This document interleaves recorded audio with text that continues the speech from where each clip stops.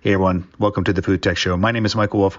Today's conversation is with Naveen Jain, a longtime tech entrepreneur who was there in the early days of the dot-com boom, started one of the seminal internet companies in infospace, and went on to do a number of other startups, including a space company, before he started his current company, which is really his passion.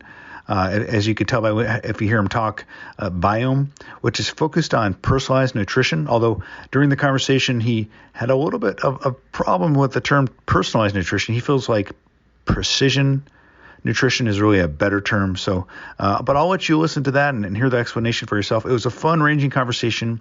It was another one of the conversations that we did on Clubhouse. So if you are on Clubhouse, make sure to follow our club, Food Tech Live, to get in on the regular conversations. Follow me, Michael Wolf, and just listen in. You can hear these recorded live. You can come on stage. You can ask a question. So always want you to do that if you can. But you can always just stay here listening via your normal podcast channels if that's what you prefer. All right, that's it for now. Let's listen into my conversation with Naveen Jain. Well, let's get going, and we're going to have a conversation about personalized nutrition. People will just join us, and if you're listening in, feel free to welcome other people into the room. But Naveen, I'm excited to chat with you about this topic. It's a topic that we think a lot about here at The Spoon, personalization. But before we get to it, I want to introduce folks to you. I mean, there should be no need to introduce Naveen Jain. You've been in the tech space for a long time, and you probably do a lot better job introducing yourself. But for those of you who don't know, Naveen is a longtime entrepreneur. You started there. You're there during the first dot-com boom. Yep. And started kind of one of the early success stories in InfoSpace. Eventually, you moved on and you started a couple other companies, Moon Express and Blue Dot. And then finally, you got to personalized nutrition and with your current company, Biome. And that's what we'll be spending most of the time talking about today. Although, Naveen, I have to say, I might have to ask you a few space food questions. Oh, please ask me anything you want. That's a good thing. Yeah, and one of the things I'm going to correct you, Michael, is that this personalized nutrition is the last decade story. Yeah. The idea of personalization is a passé. I think we are moving to the next decade, which is going to be all about precision.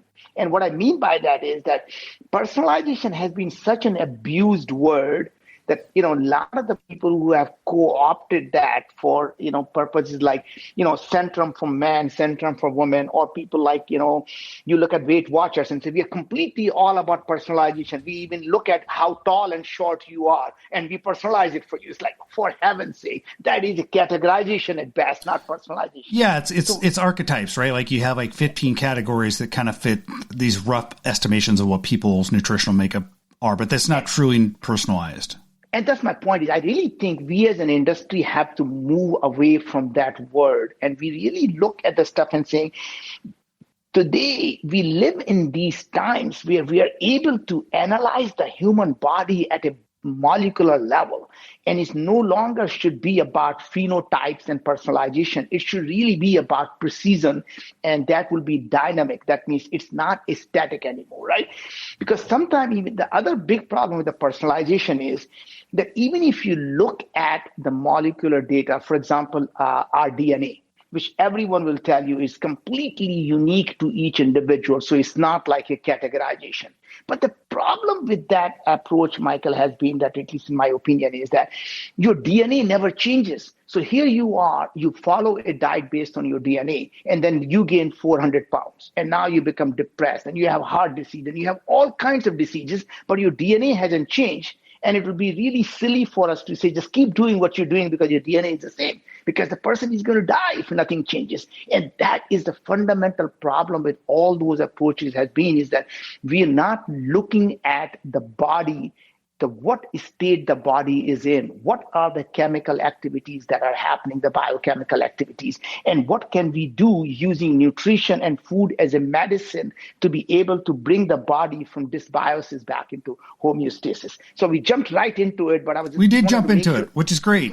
And I love that. I want to step back and let people know a little bit about what Biome is. And so you talked a little bit about DNA kind of testing. I think you guys also you do testing of RNA and microbiome. But let's step back and tell people very quickly what Biome does today. Yeah.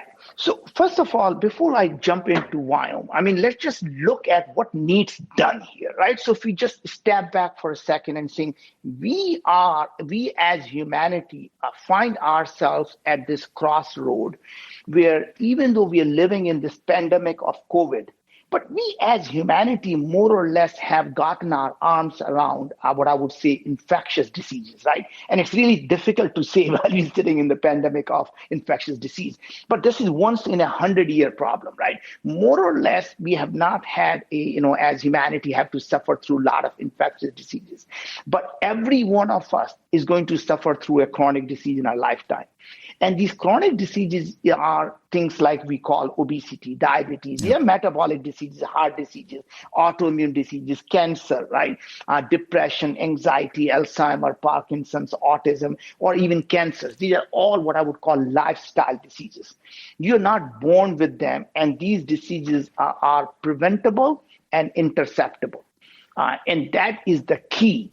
So, our goal when I started YM was really simple. Can we actually understand the human body at that level of by digitizing it, decoding it, and deciphering it that will allow us to prevent and reverse chronic diseases? Because we realize if we could do that, we could improve the lives of 7.4 billion people around the world. And that was the cause worth spending a decade of our life to. So, when I was, as I was looking at doing a new project, and it takes 10 years of your life. And is this something you're going to dedicate 10 years of your life to? And I have this framework, Michael. I'm not sure I ever talked to you about this framework or not. And before I go there, I'm actually really not being a good co-host because I never introduced you to the audience. That's fine. That's fine. No. I want to do that right now. I'm going to interrupt myself right here and introduce you. And I am just actually, having spoken at your event last time, I was just so pleased the way you do business. And so I just want to let everyone know. So anyone who is not following Michael in this room, please take time to follow him because you will benefit from all the work that he has been doing for most of his life, which is all around innovation in the food industry. Well, thanks. Thanks, Naveen. Well, today's really conversation about you, not me. I do appreciate that, though. That's awesome introduction. I appreciate it. That was fantastic. And I loved how you teed up like the journey and the kind of the thinking behind why you decided to spend 10 years of your life on Viome. First of all, do you kind of think of like your projects in life that way? Like, okay, I'm doing it in this level of increments, or I'm going to take this next big chunk of my career. Is that kind of how you approach things? Yeah. So basically, every time I start something, and as you know, this is my 7th venture, and anyone who knows me knows that after my first company was wildly successful beyond our any dreams we could possibly imagine. Coming from a humble background where we didn't have food to eat, coming from India with $5 in my pocket, didn't speak the language. God has been very kind to us. And I sit here and I'm looking at the stuff and saying, what can I do to give back to the society? What are the things I could do that would fundamentally change the trajectory of how humanity is going to live in the future? So I have this framework that I have developed, and I run every company I start through that framework. And I'm going to tell you that framework, and I'm going to tell you how Wyome fits into that framework. So the first question I ask myself is, why this? And the second question is, why now? And the third question is, why me? So first question is, why this is you see, this is the project I'm about to be doing. God forbid it is actually successful. Would it help 1 billion people live a better life? And the reason I use that metrics is this a problem big enough that's going to move the needle for humanity? And if it does help 1 billion people, if anything you do that improves the life of 1 billion people, you can create $100 billion company. But you don't set out to create $100 billion company because you're likely to fail there. But if you always focus on making lives better for people, you have a sustainable business there, right? So that's my number one criteria. The number two thing is really, so in this case, if you look at Wyome, We say, God, if we can prevent and reverse chronic diseases, would it improve the life of billion people? And the answer was 7.4 billion people, check mark. The second question was, why now? And the why now is actually interesting. You ask yourself, what had changed in the last 1 or 2 years? And more importantly, what do you expect to change in the next 3 to 5 years that will allow you to solve this problem today than it was possible a decade ago? Because to some extent, if you're not taking advantage of some of the latest technologies, then you are essentially solving the problem using old technologies. And if this problem was actually solvable 10 years ago, then somebody would have solved it. So you have to really think about what had changed that tells you the time is now. Yep. So now let's apply that to bio. So we say to solve this problem, you have to, as I say, to digitize the human body. And we say to digitize the human body, the cost of sequencing the human body to digitize it was about $1,000. And I was convinced that in the next 3 years, so when I started the company 5 years ago, the cost was about $1,000. And I was convinced that in the next 3 to 5 years, the cost will come down to about $100. What surprised me most was actually cost came down to $10. Right? And that is the part of the exponential technologies that human brain can never fathom. That even though I was 10 times optimistic, it turned out actually I was 10 times pessimistic. The second part of this puzzle was we said, look, even if we can digitize all this thing, how are we going to process this massive amount of data? You will need a supercomputer. And we realized we're not going to have access to supercomputer, but we did see the cloud computing starting to take off. And when we started processing the data on cloud computing, AWS, it cost us about $40+ to process each person's data. And we realized that, in the next couple of years, 3-4 years, this cost should come down to about $10. And again, that cost not only came down to $10, it actually came down to $1.50. And that was another interesting thing, that we were absolutely right on where the technology was headed. And the last part was, even if you had all this data, how are you going to be able to make any sense of it? The AI has to be so powerful that you can't run algorithms. It has to be unsupervised learning. And would AI be there for you? And the answer was, we were absolutely convinced it was going to be there. And here we are. So now, what is it? What is the information that you're crunching? What is the data that the AI is determining? So you're making all these connections between my DNA, my microbiome, my RNA, and like what that means in terms of gene expression and ultimately my diet, right? And that is all the information that you're processing in the cloud using AWS or whatever that ultimately is providing these answers? Yes, yes. The answer is, I'm going to come back and answer your question specifically as soon as I answer my last prompt, which was why me? Why me is probably the most important question that you ask yourself. And the question you're really asking yourself is, what is it that I believe that other people do not believe yet? Or in other words, what question am I asking that is different from what everyone else in the industry is asking? Because the question you ask is the problem you solve, right? So in this case, now to answer your question is going to be right here. Everyone in the industry was focused on two things. They wanted to know what is my DNA, and they wanted to know what organisms are in my gut, what organisms are in my saliva, and they wanted to know what organisms are there. And when I looked at that problem, I said that is the wrong question people are asking. As I mentioned right up in the beginning, your DNA does not change when you develop chronic diseases. And what was more interesting to me was even looking at the microbiome was the wrong thing. Because think of these organisms, if they are like human beings, you could have the same person in one environment do something really good, in other environment do something bad. That means good people can do bad things in the bad environment, and a bad person can do good things in a great environment. That means same organism could be producing something beneficial in your gut, and it finds, in a hostile environment, it can start producing toxins because it has to prevent it. It has to protect itself, right? And that was the key to our success, which is realizing that could be thousands of different organisms doing the same thing, or it could be the same organism doing completely different thing.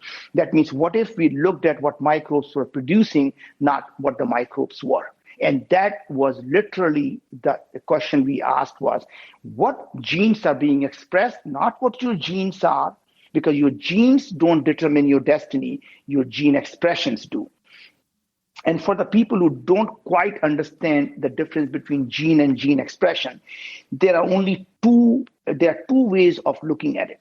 And if you look at a dead tree or a dead person, and you look at a person who is completely alive, or a tree that have flowers and fruits, the DNA is identical whether you're dead or you're alive, but your RNA is completely different and replicating. Right? So you're looking at DNA, you don't know this tree is dead or it is flowering, or looking at a human being, whether it is dead or fully alive.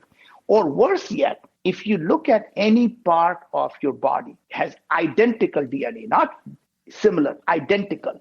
That means your hair is same DNA that your eyes, your nails, and your teeth.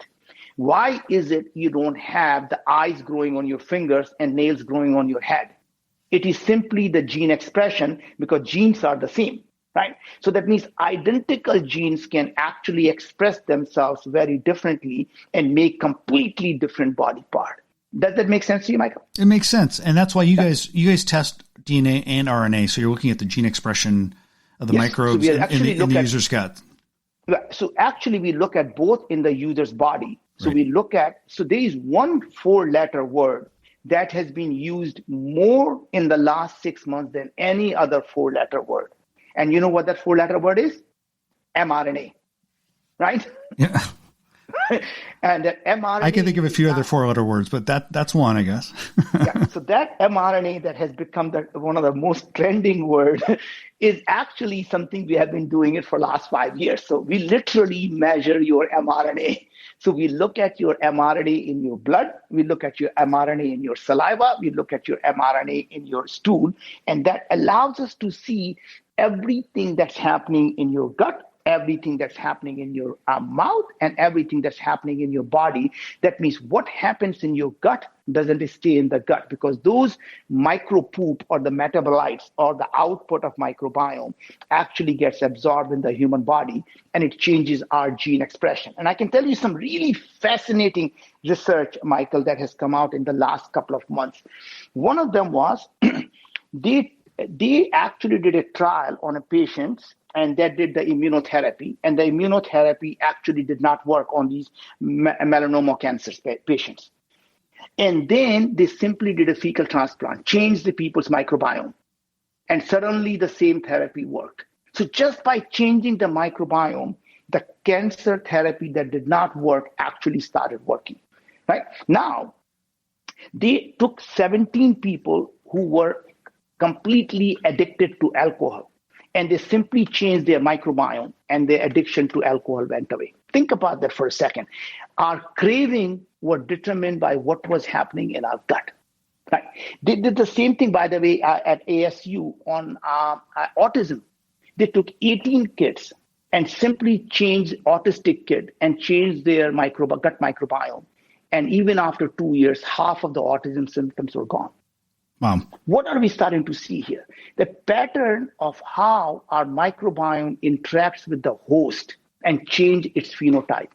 In fact, now we know how it works. So our gut and our immune system actually interacts together. 70% of our immune system is along our gut lining. Our gut and brain are connected through the vagus nerve. So what happens in the gut impacts our brain. So depression and anxiety actually is connected to our gut. Right? And now we can clearly show that depression not only happens in the gut. When you fix the gut microbial activities, your depression goes away. And we did that. So we actually are publishing 3 papers, Michael, that are going to come out very shortly. One is simply changing the personalized nutrition or the precision nutrition with our precision supplement. I'm going to tell you a little bit more about that in a second here. We showed that we can reduce the IBS clinical score by 36%. The clinical depression score called PHQ-9 by 32%. The GAD7 for anxiety by 29%, and the diabetes HbA1c by 30%, simply by changing the nutrition. Now these are just to understand. These are studies you commissioned and you paid for, and through like an independent third party, or what? So these are all the clinical research that we did, and these are the research that are going to be published. In addition to that, we also published a paper in Nature on detecting the oral cancer, stage 1 oral cancer, with 97% specificity just by looking at your saliva. And we published another paper in Cell showing the biological age, that we determining the biological age. And we showed the people who are on these fat diet like keto may look thin, but their biological age is substantially higher than the chronological age. So that means people are actually killing themselves by looking thin, by being on a keto diet. So can you talk a little bit about, so people understand the business, right? So you guys originally, Biome, as I understood it, would do this testing of DNA and RNA and gut microbiome, and you would essentially make recipe recommendations. And I know you guys acquired Habit back in 2019, which we could always talk about that. And I think at the time when we wrote about you, and we wrote a report on this marketplace, this kind of biomarker driven nutrition marketplace, you guys were not, and this was last year, you guys were not offering vitamins, but I think you guys are now offering that. Was that rolled out over the past year? So it's interestingly, what we did is we rolled out 2 products during COVID. One is mood, not just by looking at your gut microbial activity. So when I say gut microbial activity, we look at how much protein is being fermented in your gut, how much is your sulfide production, how much is your butyrate production, how much of it is your LPS production. And then we say what foods are causing your sulfide production to go up. And we say, your sulfide pathway is very, very active. That means we need to ask you to avoid things like broccoli or things like cabbage or Brussels sprout. They may look healthy, but guess what? They have a lot of contained sulfate that's going to get converted into sulfide. Is going to cause massive amount of inflammation. So we tell you to avoid those foods. We look at and think your oxalic acid metabolism or oxalate pathway is not very active. And we tell you not to eat spinach because that is very high in oxalate. In fact, spinach is one of the highest oxalate content food. Right? And then we say, okay, if your protein fermentation is too high, that's producing a lot of ammonia and putrescine, that is also harmful, then you should be taking digestive enzyme with your protein or cut down your protein. So what we used to do was we'll tell you that here are the foods you should avoid and why. Here are the foods you should eat and why. And then we will tell you that here are the nutrients that your body needs. And what we found was that there was no way to give people the precision nutrition. So we would recommend that as supplements on Amazon. But the problem was they contained 10 other things that went with that. And other 9 things were actually harmful to you and only 1 was beneficial. So we decided, what if we could create completely automated robotics where every single capsule is made for each individual based on every ingredient that the person needs in the precise dosage. So for me, it tells me I need 17 milligram of curcumin. I need 22 milligram of elderberry. I need 18 milligram of amylase. I need 179 milligram of protease.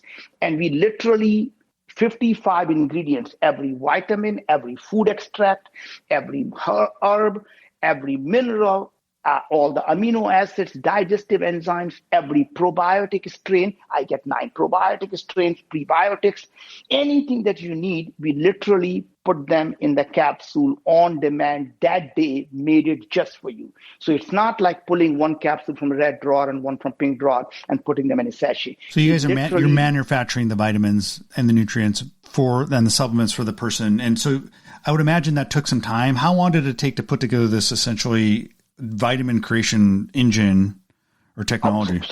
So there are several parts to it, Michael. One is obviously the underlying algorithm that goes into the AI engine by analyzing all of your activity, gene activities, microbial activities, salivary activities, and then coming up what you need. So For example, most people think, like, for example, NAD is good for you. NAD is, no, most people who may not know, is, things that people believe is good for your longevity. So it's a precursor to NAD called NMN.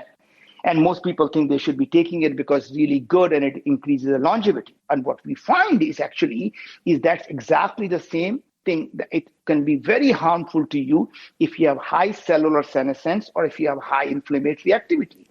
Because guess what happens when you take NMN or NAD? It literally increases your mitochondrial biogenesis, it increases more oxidative stress, causes more cellular senescence, causes more inflammation. So, and that's the last thing you want, is to give people NAD when you have high cellular senescence. So we literally look at it. So when you do the test, we tell you what is your cellular health, what is your cellular senescence, what is your mitochondrial health, what is your mitochondrial biogenesis. We look at your stress response, we look at your gut health, we look at your biological age. So we literally tell you what is happening inside the body. And for each score, we tell you what do you need to improve this score, and we make those supplements. The hardest part was putting together this massive robotics that is digitally controlled by our cloud. So we literally say, take from the bins, 220, 17 milligram, take from the bin 17, 13 milligram. And we literally make those powder and put them in, encapsulate them and ship them on that day to you. It has never been done. Never been done. So I know that you guys, essentially, you're putting together capsules. I think there's an outfit out of the UK that essentially that uses 3D printing. Did you evaluate different technologies, and why you decided to go with the capsules? So first of all, the 3D printing thing can only take recommended daily allowance, cannot be a therapy to use it, only 7 ingredients. I know the company had looked at it. In fact, I went to see it and I thought maybe there's something interesting. Turned out everything was done pretty much manually. They literally mixed the things in a big tub and poured it in. Right.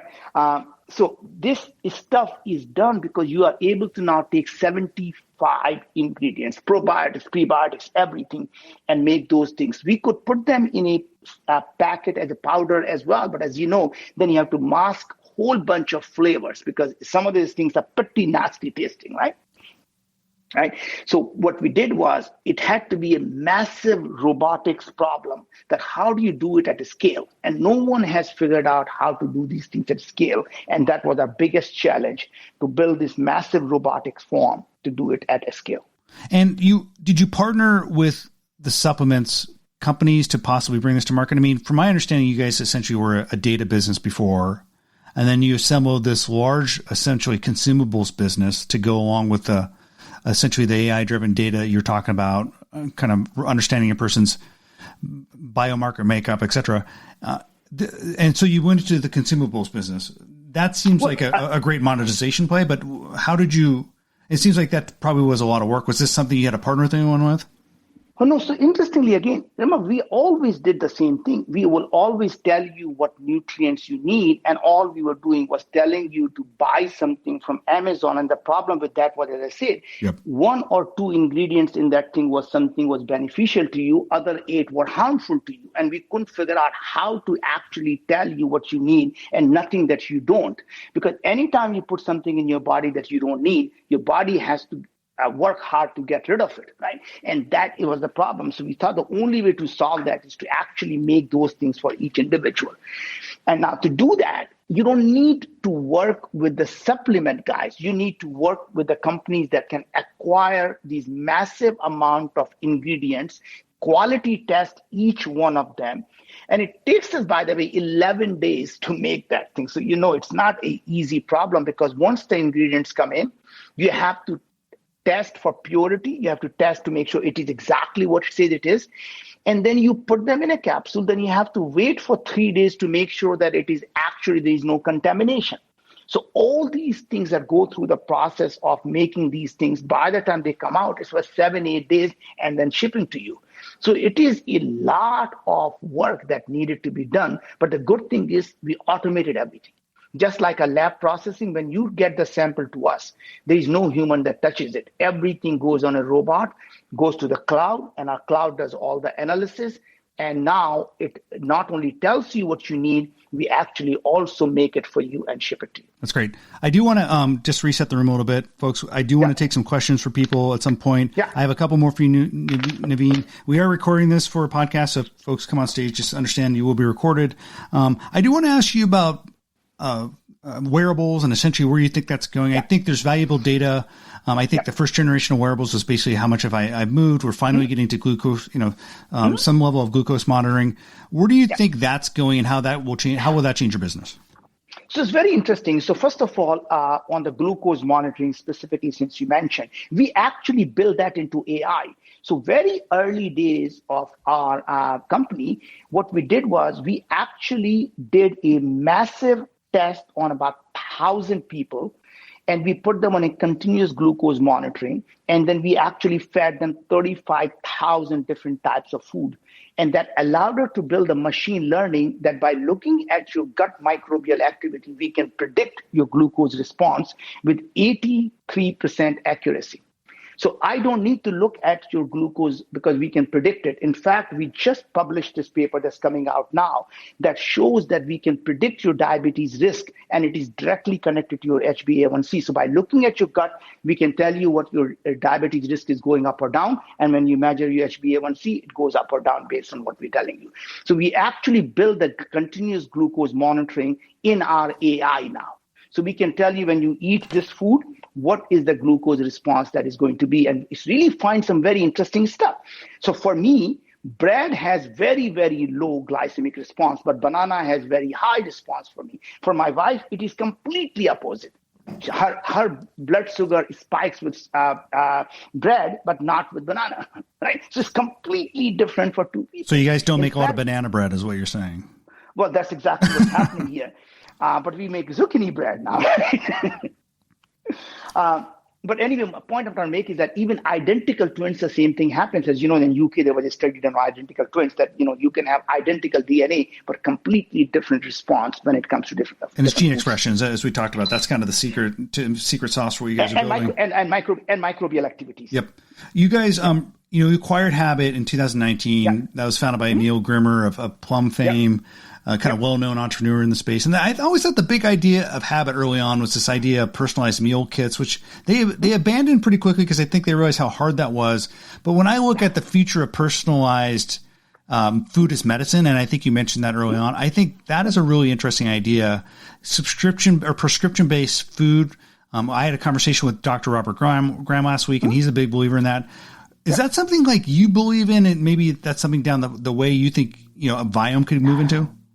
So it is possible to do that. But the problem you run into is people's tastes are so different, right? So in a sense, giving the food to someone that would suit their taste, not just nutrition, is really a challenge. So we found that even though supplements are poor, replacement for food, but at least people take them, right? So we think by making them precise, and now you can deliver them in many mechanisms. So they don't have to come in the capsule format. You can have the thing that you can sprinkle on top of your yogurt. So you can have a cap on a water bottle, and you can press the thing, and now you suddenly have your personalized water, right? So all those are delivery mechanisms that will change. I really think any company that is not personalizing is going to die. So anyone who is not doing the precision for each individual, I don't care what business they are in, they cannot survive. So the idea of the consumer packaged goods is going to go away. Nobody's going to buy a product off the shelf that's not personalized for them. Well, I did bring up Leah Levin. Welcome up to the stage, Leah. And I think you may have a question for Naveen. Shoot. Yes, sure. I have a question for Naveen. First of all, Naveen, thank you for founding Viome. And I'm your loyal customer, advocate. I converted several people into your religion, and I actually follow strictly all the recommendations. I eat only my superfoods, and I make a variety with my enjoy type of foods. And I even try to understand my diagnosis based on the blood and microbiome information. And I try to do this reverse engineering with your recommendations in superfoods and avoid foods, but still this information is not enough. And my question is it possible to get like raw measurements somehow from you? I understand you're not like in diagnostic play, but still, I mean, I provided some information for this company, and is it possible for me to get this raw data? No, the raw data, we do not give out the raw data for many, many reasons. And so raw data is not something we actually give to anyone. And that's one thing you should be very proud of us. And unlike 23andMe or companies, we don't sell your data to anyone, right? So we don't give it out, we don't sell. And it is something that we actually only use on an aggregate basis to understand what causes people to have the different diseases. So our goal is to understand the root cause of the diseases and find a way to use food as a medicine to be able to actually prevent it and intercept it at early stage.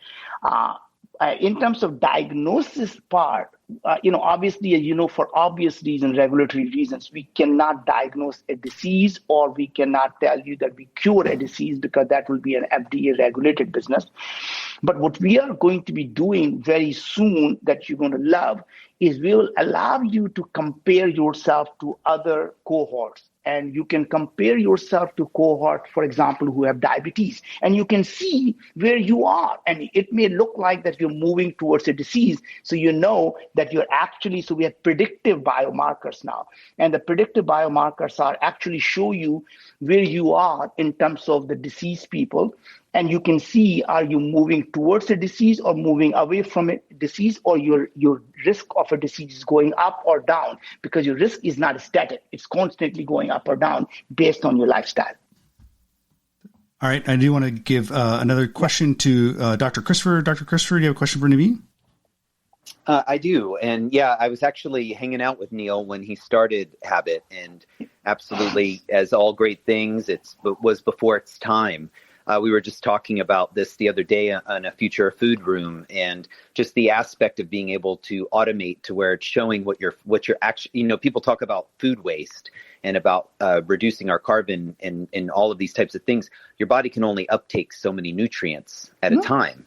And so there's precision on how much you can actually digest and that which you need to eat. And so I can see where I've sent out at least, a couple hundred tests now of my biome for all of my clients that I work with. And, I'm very excited to see what you do with the future of this personalized nutrition. I can see where, if there could be a series of restaurants and circuit that are choosing specific diet pattern, or they're sourcing their raw material, because you were talking about bringing in all the raw materials. All the nutrient density is not standard across the board, as you know. And we've got an organization called Bionutrient Food Association. We've been testing the produce across the globe and working with all kinds of different labs. And there's the inconsistency there is just mind-boggling. It is. But what I wanted to ask you was specifically about 23andMe and the discrepancies between all of those different tests. There's another test out called Biome. It's BIOHM. There's a Somagen and a Flore. There's a couple of other ones that have come out after my biome. Kind of, one of my first question is, what really makes the difference between these tests, or are they all similarly working on similar standards? And then my second question is around just the food and the wearables, and being able to actually have something that signals you that, hey, this restaurant has this available, and signaling so that there's the ability for people to have kind of like an Uber, but for your personalized needs. So you know what's in the area that actually has something that will work for you that's on their menu. Love it.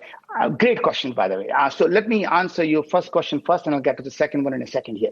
So first question is looking at the difference between the current test that you mentioned. So 23andMe looks at basically just the SNPs of your DNA. So it looks at about 450,000 SNPs out of some multi-billion genes in your database. So they're looking at DNA. And again, I think as I mentioned in the beginning, your DNA never changes. So looking at less than less than 20% of all diseases have anything to do with DNA. Forget about, the genetic diseases are called rare genetic diseases. And there's a reason why they call rare genetic diseases, because they're very rare, right? So most diseases have very, very little genetic component, right? So that's the reason we focus on gene expression, not the genes. Now, you mentioned the other microbiome test, and I think that's the second part. In the beginning that Michael and I was talking about, most tests, in fact, almost every test, not almost, every test out there only looks at what organisms are there. And most of them are, some of them are actually look at the what organisms are there at a strain level, but most of them are actually completely useless. They only look at 16S, and that tells you at a genus level what bacteria exist in your body. And they completely miss out on all the viruses, yeast, fungus, mold. And even if you do the metagenomic, which is a DNA analysis, it tells you what organisms are there, but then it still misses out. You don't know they're dead or alive. That's number one. Number two is it misses out on all the RNA viruses, which come from all the food viruses and other RNA viruses. And the third most important part is you don't know what they are doing. That means by knowing there is an organism in your body, in your gut called Akkermansia. Is Akkermansia actually producing butyrate, or it is actually causing a multiple sclerosis? So Akkermansia can be doing both. Bacteroidetes fragilis. It can actually be commensal, or it can actually release a toxin called BFT, Bacteroidetes fragilis toxin, that can cause you to have IBS, IBD, or cancer, right? So what we do is we look at the microbial activities. That means we look at what they are producing, not who they are. And there's no other test in the world that does that. I hope that answers your question, Doctor. The second part was we are actually working on the stuff where we are partnering with the restaurant to analyze their menu. So when you go to a restaurant, we can say, here are the 2 items you can actually order that fit the best based on your recommendations for the food. Great answer. And Doctor, you made it back. You dropped off for a second. Yeah.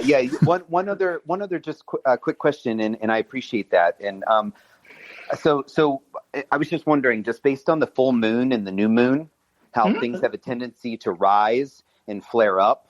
Have you seen any side-by-side analytical testing that is showing in your database of my biome of things expressing themselves more or revealing themselves more based on the cycle of the moon?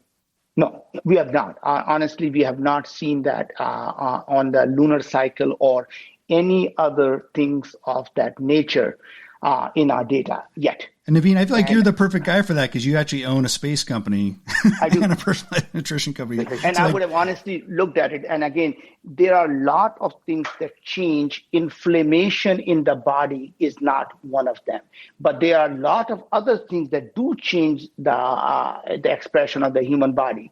And many of the things to do with some of the microbial activities, in fact, now show they can actually modify your DNA, and especially the P53 mutant that causes cancer, right? So there is a lot of things that can happen by changing the gut microbiome or skin microbiome or your oral microbiome. And always remember that your mother used to always say, chew your food, not because she wanted you to make the food smaller.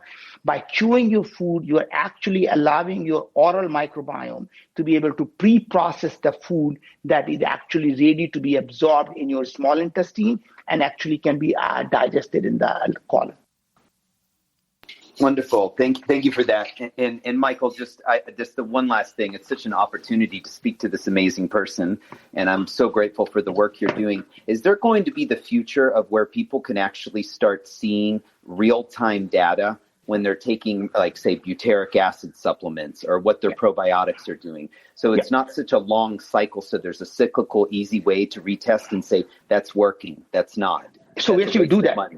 Yeah. So that's actually we're doing it, doctor. So right now, if you sign up for a plan, we test you by default every 6 months, or in some plans every 3 months. So as you're taking the supplements, you can see it's no longer based on faith. It is based on fact. You can see exactly how your underlying health is changing as you follow the regimen. Thank you so much for your time. And Michael, thank you for the space. Yeah, Doctor. Thank you, Thanks for Doctor. jumping up on stage. Dr. Christopher mentioned something interesting, this idea of kind of this thing I've been thinking a lot about over the past couple of years, basically a personal nutrition passport as I walk through the world. It basically maybe gives me an idea of like what restaurants may have that fits my personal makeup, but also like maybe it tells the restaurant what I want, what my tastes are, and what my biomarkers are. And there are a couple startups playing in the space, right? There's a company called Fig. It's actually more of a browser plugin. I could go grocery shopping and the grocery online e-grocers kind of know what my preferences are, my dietary makeup. There's some that do this for the physical world space as I navigate. I feel like this is something you've probably thought about, this idea of the personal nutrition passport. Is this something that Viome could be contributing to, or do you see this a future for something like this? Yes, so honestly, we are working with several resorts right now where people who do the Viome test, in fact, the resorts will send out the Viome test before they show up. And in fact, their foods are going to be prepared based on their Viome results. So my goal really is that people would have these, their superfoods and avoid foods. All these stuff will get integrated, that will get taken into account into every restaurant they go to, in every place they eat, or at someday even at your home, where your fridge is going to order the foods that are actually your superfoods and actually restrict you from ordering the stuff that's on the avoid list. So you do see a future for that. Well, that's exciting. So where do you see this going? And by the way, we have Richard on stage, Richard Sprague. I'll let Richard take the next question. Richard, do you have a question for Naveen? Yeah, just a quick question. Hi, Naveen. A big fan. Hey, Richard, how are you? You know? Hi there. I wanted to ask you about your four-letter word.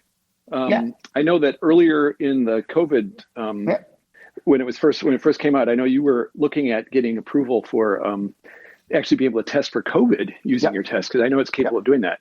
I wonder what happened to that. And then also, what else can you do with mRNA that you're thinking about for the future? Oh my God. So there is a great paper spread. I'm going to send it to you right now. The whole thing is based on mRNA, basically RNA-based therapeutics, and how the future of almost all the medicine that is going to fundamentally change using mRNA. So imagine these mRNAs are very, very short. That means you can synthesize them on a point. So at the point of delivery. That means I could look at what's going on in your body, create mRNA, and essentially that would and inject it right there, and that would fundamentally create the protein, create the antibodies, create the antigen that you need, and essentially let your immune system do its work. So I think you're going to start seeing a lot of the mRNA work on cancer therapies. You're going to see a lot of the mRNA work going to be done on a lot of the drugs now. And especially all of the vaccines in the future are going to be mRNA vaccines, because they're so much easier to produce, such easy things to scale. And it doesn't require you can very easily modify and modulate them as the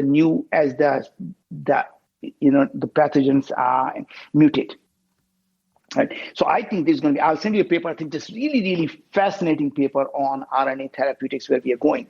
But this mRNA, as I said, it's become suddenly such a popular term, but we have been doing it for the last 5 years, right? So that is, having the largest and the richest database of mRNA of human bodies is pretty cool. I mean, we now have over 250,000 people that we have analyzed, and we know exactly why different diseases are being caused, and how do we modulate these messenger RNAs to prevent these diseases from happening or intercept them early.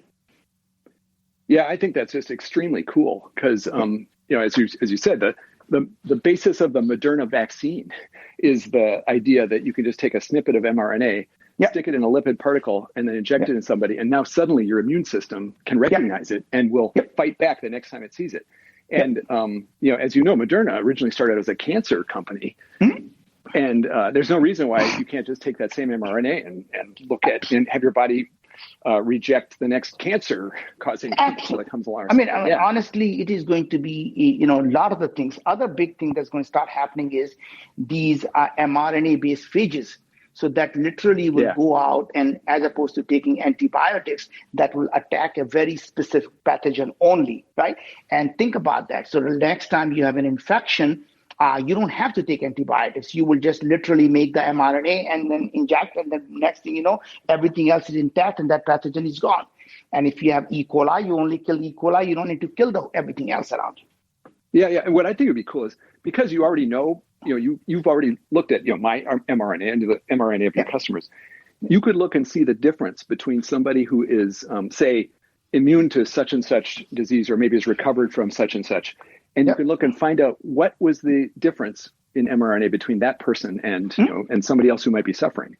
And I think that's all we do. Coolest. Richard, that's what we do right now. I mean, we literally look at mRNA and say the difference between the people who are diseased and people who don't have a disease. And then we say, how do we modulate it? And then when we do modulate it, does it actually bring the phenotype back into homeostasis? Yeah. And just imagine if you could not, you right now you fix the problem using food, but there's nothing that says you couldn't fix it eventually with the same thing with the same way the Moderna vaccine works. We actually are. We honestly are working with vaccine companies where things have gone far along to be able to do that. So we are working with small molecules, monoclonal antibodies, and CRISPR phages and mRNA phages. I mean, you have to just believe that we are working on all of that stuff right now. Very cool. Thanks a lot. Looking forward to it. Hey, thanks, Richard. We should catch up. Make sure you guys connect send each other's requests. I told you, Naveen, I would ask you a space question. You're one of the few people actually I get on stage to actually talk about space food.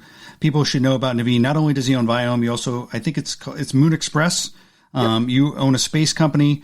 And so I would imagine, because you're into personalized nutrition, you own a space company, you thought a little bit about like, how do we feed ourselves when we get to Mars, etc. Is this something you've been thought to? What are some of the exciting areas? I mean, one of the things, that I get excited about is so much of the food innovation on Earth has come from the space program. I mean, the first cell cultured food concepts were really out of NASA in the early 2000s, before even most of meat. And so I think that there's a lot of innovation that happens there. What are you thinking about in terms of like maybe this intersection of space, travel, and food? Yeah, so it's very interesting you ask, because I think interesting is when people think about living on the moon or Mars, they all ask the same question. How do we grow the food on the moon, or how do we grow the food on the Mars? And I think the right question to be asking is, why do we eat food? And when you ask why we eat food, you suddenly realize the only reason for us to be eating food is for nutrition and for energy. Now, what are the other ways you can get energy? Many bacteria get their energy from radiation. Plants get their energy from photosynthesis. So what if we can take these genes from bacteria or plant and essentially get energy from radiation or other mechanism? In terms of nutrition, what are the things that your body really, really need to survive? And you will know it's like hydrogen and, few minerals. And can you get those things in situ on the place you are? So if you have a water, you got the hydrogen, you got the oxygen, right? And now you have to start to see what are the other minerals that the body needs. And you find a way to supplement that, and then you're done. Now, I'm not suggesting that people, not eat food. Eating food is more of a social behavior rather than something you need to actually survive, right? And I'm talking about the survival, not the social part of eating food together. Similarly, I hate to even go to that place, but, sex used to be for procreation. Now it is for enjoyment. I'm not talking about that. I'm saying what you need for survival is not that, you don't need to have food for survival. No, I think it's really interesting. Like the idea of actually putting food in our mouth the way we just have lived. It's what you're saying is essentially primitive. We can maybe survive through providing the necessary fuel for our bodies without actually just packaged food or growing plants on Mars or whatever. Yeah. Fascinating. Well, Naveen, it's almost been an hour. I want to respect your time. So I do really thank you for coming here and talking about what you're building with Viome, and with also with your other companies. Any kind of closing thoughts for the folks before we close it up? Of course. First of all, we should do this more often. And, one thing that my closing thoughts are, we are living in one of the most innovative decades in the human history. The next 10 years are going to fundamentally change the trajectory of how humanity is going to live. So, make the best of it, even though during COVID times, even though we think these were the toughest time for the humanity. And if you look back at this event 10 years from now, I think you're going to find this was the pivotal moment in human history where we advanced the healthcare by a decade because of this pandemic. The telehealth would not be for another 10 years, but for this pandemic. People taking control of their own health, eating healthy, taking supplements to protect themselves from getting sick would not have happened for another decade, if not two. So my point is, an event that looks bad in the short term may turn out to be the best thing that happened for the humanity. And take that attitude for everything that happens in your life. That's just because it looks bad doesn't mean it is bad. It may be in the long term the best thing that ever happened. So with that closing thought, Michael, I'll give you the last word. No, that's great. I mean, I think that without a doubt, COVID and the pandemic showed us how fragile our food system was, and how, we were kind of coasting along on fumes in many respects with so much of our kind of fragile ecosystems and infrastructure. And so the acceleration in all these spaces, like personalized nutrition and food, I think is I think you're right. I think we'll look back with the historian's lens 10 years from now, 50 years from now. I think this is a pivotal moment. So I appreciate you coming on and talking about what you're building with Viome. Thank you, Michael. Really, and look forward to continuing our conversation offline and maybe on the next session. Yep. Everyone follow Naveen, check him out, and check out his website, viome.com, right, Naveen? Yes. All right. Thank you, everyone. We'll talk to everyone soon. Bye. Bye-bye.